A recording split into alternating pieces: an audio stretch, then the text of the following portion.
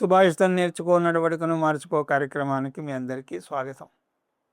ఈనాటి సుభాషితం కమలే కమలోత్పత్తి శ్రూయతే నతు దృశ్యతే బాలే తవ ముఖాంబోజే కదమిందీవరద్వయం.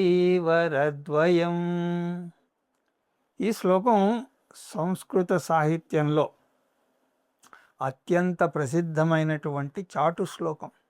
మొదటి పాదంలో ఉన్న కమలే అంటే తామర పువ్వులో అనే ప్రయోగానికి అనుగుణంగా శ్లోక భావం అలాగే చమత్కారం ఈ విధంగా ఉంటాయి. ఓ చిన్నారి, ఓ తామర పువ్వు నుండి మరొక తామర పువ్వు ఉద్భవించడం వినడమే తప్ప ఎవరూ కూడా కంటితో చూడలేదు.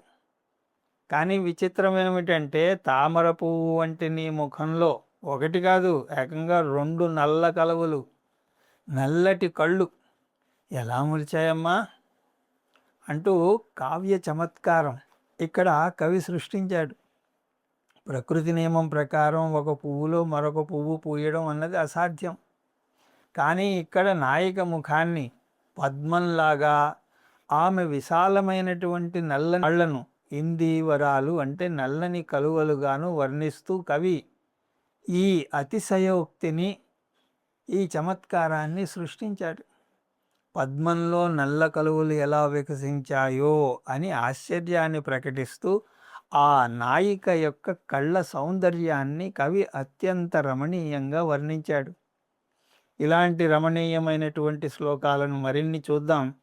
రేపు మళ్ళీ ఇంకొక సుభాషితంతో మళ్ళీ కలుద్దాం. హరి ఓం తత్సత్.